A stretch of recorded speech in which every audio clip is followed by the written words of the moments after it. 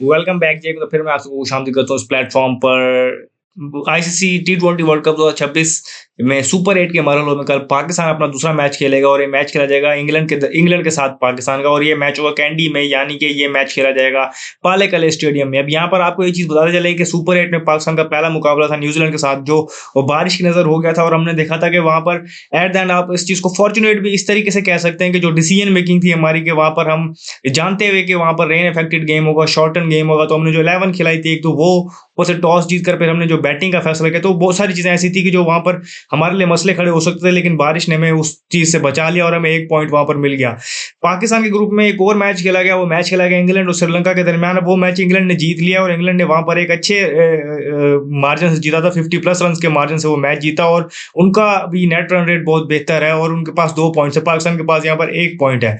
अब यहाँ पर ये चीज़ आपको बताते चलें कि जो इंग्लैंड और श्रीलंका का मैच हुआ था वो भी पालेकले स्टेडियम हुआ था, लेकिन वहाँ पर हमने देखा था कि जो बारिश हुई थी उसकी वजह से जो सरफेस की नेचर थी वो थोड़ा सा चेंज हुई थी, क्योंकि उससे पहले लोग ये कह रहे थे कि ये श्रीलंका में प्रोबेबली जो सबसे बेस्ट बैटिंग जो विकेट है वो पालेकले में मौजूद है। और यहाँ पर अगर जो बॉलर्स को असिस्टेंस मिलती है तो पेसर्स को मिलती है स्पिनर्स की निस्बत में। तो हमने यहाँ पर देखा कि वहाँ पर टैकी नजर आई थोड़ी सरफेस, और हमें वो एक लो स्कोरिंग अफेयर नजर आया कि जहाँ पर पहले 146 रन कर पाए इंग्लैंड वाले और उसके बाद 94-95 पे ऑल आउट हो गए श्रीलंका वाले, वो चेज नहीं कर पाए। अब वहाँ पर अगर हम ये चीज़ देखें तो दोनों टीमों ने कोई आउटस्टैंडिंग क्रिकेट नहीं खेली। पर्टिकुलरली अगर हम इस तरीके से बात करें कि इंग्लैंड ने जो मैच जीता है उससे ज़्यादा ये श्रीलंका ने हारा है, कि जिस तरीके से उन्होंने यहाँ पर बैटिंग की, वो 147 को चेज करते हुए ऐसा लग रहा था कि वो 247 चेज कर रहे हैं। और वहाँ पर एक माइंडलेस बैटिंग नजर आई उनकी तरफ से, बॉलिंग की ब्रिलियंस से ज़्यादा वो माइंडलेस बैटिंग थी श्रीलंका की जानिब से। अब यहाँ पर दोनों टीमें वहाँ पर बीटेबल नजर आई अगर पाकिस्तान के पॉइंट ऑफ व्यू से देखें, लेकिन पाकिस्तान को यहाँ पर ये चीज़ देखनी होगी कि 11 अपनी आपको ठीक खिलानी होगी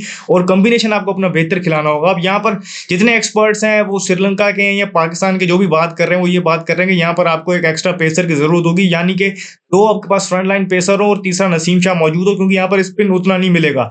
उसके साथ अगर आप 2 मिस्ट्री स्पिनर खिला दें तो वो आपके लिए बेहतर होगा, अबरार और उस्मान तारिक, फिर शादाब और सैम अयूब का ऑप्शन आपके पास मौजूद होगा। तो इस तरीके से आपकी बॉलिंग लाइन कॉन्स्टिट्यूट होगी। दूसरी तरफ अगर आप ये देखें तो यहाँ पर आपको एक दोनों स्पिन ऑलराउंडर्स हैं, नवाज या शादाब में से किसी एक को बाहर बिठाना पड़ेगा। प्रॉब्लली नवाज शायद को आप बाहर बिठा सकते हैं और शादाब को वहां पर खिला सकते हैं। फिर आप ये चीज देखें कि बैटिंग में फकर जमान आपके वहां पर 5 पे खेल रहे हैं, तो आप बाबर आजम को ड्रॉप करके फकर जमान को 4 पे खिला सकते हैं। तो ये आपकी आइडियल लाइनअप होगी, जहां पर आपकी बैटिंग भी 7 नंबर तक होगी और नसीम शाह अगर खेलेंगे तो वो भी आपको एक बैटिंग का ऑप्शन ऑब्वियसली देते हैं। तो इस तरीके से वहां पर आपके पास बॉलिंग ऑप्शन भी पूरे होंगे, बॉलिंग में डेप्थ भी होगी, क्योंकि अगर आप एक फ्रंट लाइन पेसर के साथ गए और वहां पर स्पिनर्स को उस तरीके से सपोर्ट ना मिले तो वहां पर आप फिर जैसे कहते हैं आपके पास ऑप्शंस नहीं होंगे, वहां पर आप अंडर प्रेशर आ सकते हैं। आप इंग्लैंड की बैटिंग लाइन को बहरहाल हल्का नहीं ले सकते, क्योंकि वहां पर उनके पास 11वें नंबर पर आदिल रशीद बैटिंग करने आते हैं, जो कि केपेबल है बैटिंग करने के। तो इस तरीके से उनकी टीम इतनी तगड़ी है। लेकिन हमने जो इस टूर्नामेंट में देखा है तो वो उतनी आउटस्टैंडिंग क्रिकेट नहीं खेल रही जितनी उनसे एक्सपेक्टेशन है, जितने बड़े नाम है।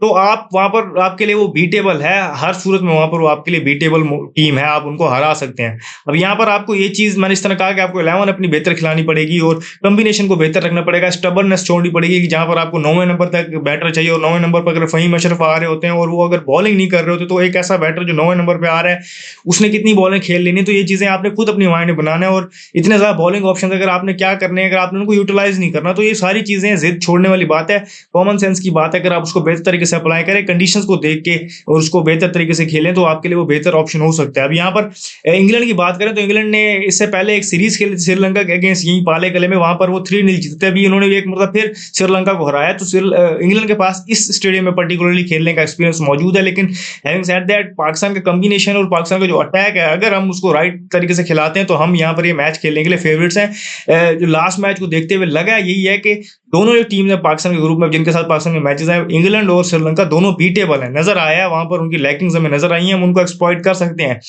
बशर्ते ये कि हम अपनी प्लानिंग बेहतर तरीके से करें और वहाँ पर एग्जीक्यूशन उसको अच्छे तरीके से करें। बैटिंग में अगर हम बात करें तो पाकिस्तान की तरफ से सिर्फ साहिबजादा फरहान स्टैंड आउट नजर आ रहे हैं जो टूर्नामेंट के लीडिंग स्कोरर भी हैं, लेकिन उसके अलावा हमें वहाँ से कोई कंट्रीब्यूशन नजर नहीं आ रही। साइम अयूब को स्टैंड आउट करना पड़ेगा बैटिंग के साथ, क्योंकि उनका प्राइमरी रोल जो है वो बैटिंग के साथ, वो इनिंग ओपन कर रहे होते हैं, तो उनका एक वो रोल है।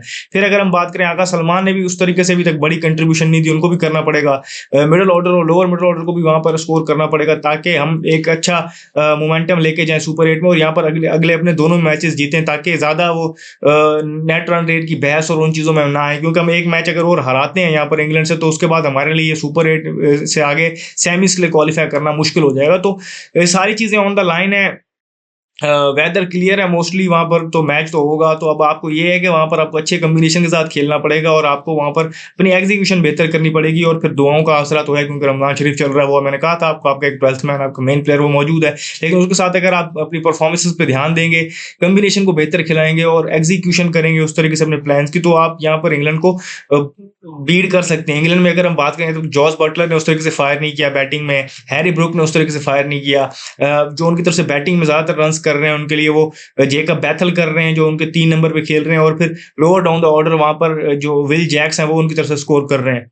स्पिनिंग में अगर हम बात करें तो आदिल रशीद ने पाकिस्तान के अगेंस्ट बहुत ज्यादा परफॉर्मेंस दी है, तो हमें वो ट्रबल कर सकते हैं। आदिल रशीद, लियाम डॉसन है लेफ्ट आर्म स्पिनर, और विल जैक्स, उनके पास 3 स्पिन ऑप्शंस हैं। सैम करन डेथ में बड़ी अच्छी बॉलिंग कर रहे हैं, ऑलराउंडर हैं, और उसके अलावा जेमी एवर्टन है और जॉफर आर्चर है जो आहिस्ता आहिस्ता रिदम में वापस आ रहे हैं। तो उनकी बॉलिंग अटैक इस तरीके से, लेकिन अगर हम ये देखें कि हम उनको स्टिल पकड़ सकते हैं गिवन दैट कि अगर हम अपनी सिलेक्शन ठीक करें और उसके बाद प्लानिंग बेहतर तरीके से करके उसकी एग्जीक्यूशन सही करें तो हम ये मैच जीत सकते हैं। तो जो भी फर्दर अपडेट्स होंगी मैच के हवाले से हम यहाँ आपको देंगे। इस वीडियो में फिलहाल इतना ही, मुझे दीजिए शुक्रिया, अल्लाह हाफ़िज़।